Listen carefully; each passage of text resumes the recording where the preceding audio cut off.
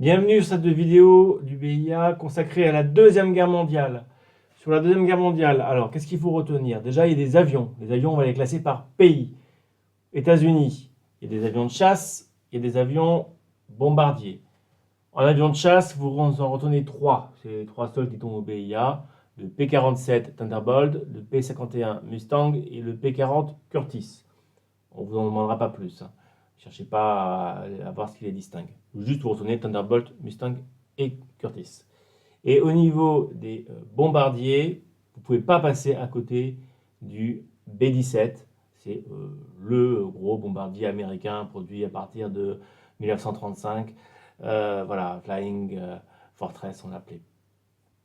En ce qui concerne les avions allemands, il y a pas mal d'avions à retenir.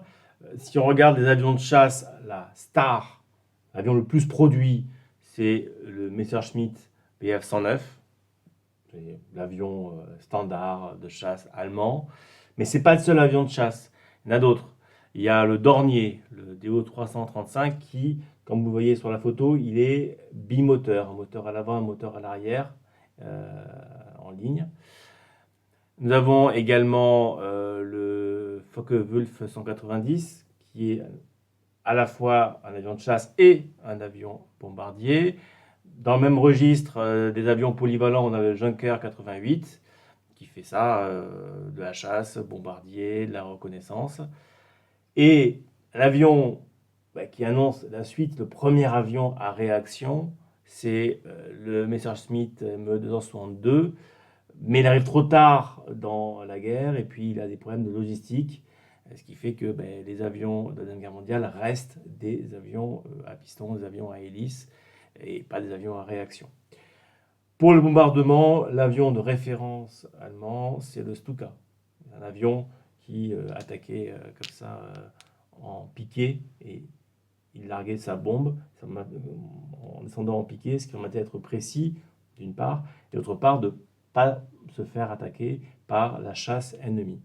Et enfin, citons un avion de transport, le Junker 52. Trois autres pays dont on vous parle au BIA, l'Angleterre, le Japon et la France. L'Angleterre, il n'y a qu'un avion essentiel à retenir, c'est le Spitfire. C'est un avion qu'on reconnaît facilement à ses ailes. Vous voyez cette forme un peu elliptique. Le Japon, il faut retenir l'avion de Mitsubishi, le Zero, c'est l'avion qu'on voit tous dans les films, c'est l'avion de Pearl Harbor par exemple. Et pour ce qui concerne l'aviation française, il faut parler du Dewoitine D520 qui est employé au début de la guerre, durant la bataille de France, et qui est un avion emblématique de la bataille de France justement et de la chasse française. C'est un avion qui est un peu plus lent que les avions allemands, mais qui est très maniable. Il y a également des questions sur la culture générale aérienne. Alors, bon, c'est vaste la culture générale, mais retenons ce qui tombe au BIA. On vous demande c'était quoi le Normandie-Yémen. Le Normandie-Yémen, c'est un régiment de forces françaises qui s'est retrouvé à combattre en URSS sur le front Est. Donc c'est une particularité. Également, c'est quoi les Red Tails? Les Red Tails, c'est un régiment d'aviateurs qui étaient afro-américains. C'était donc des Africains de l'armée de l'air américaine. On appelait ça les Red Tails. Question qui tombait aussi une année, c'est quelle était la particularité des avions du débarquement de Normandie? Ils avaient des rayures comme décoration. Bon, voilà, ça s'invente pas. Et enfin, qui était Werner von Braun? C'est un ingénieur allemand.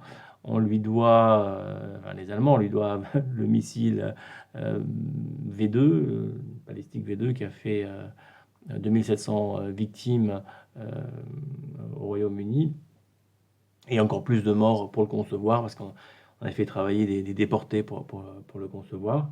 Et la particularité de Von Braun, cet ingénieur allemand, c'est qu'il va être récupéré par les Américains et il va travailler après-guerre sur les programmes spatiaux américains, notamment sur les lanceurs.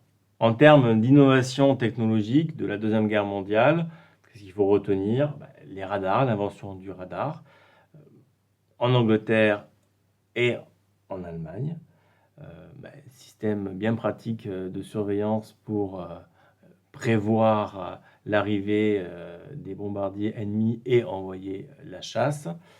Donc les radars anglais étaient performants et surtout étaient associés à une logistique de guerre tout à fait adéquate, ce qui a permis d'être très utile durant la bataille d'Angleterre.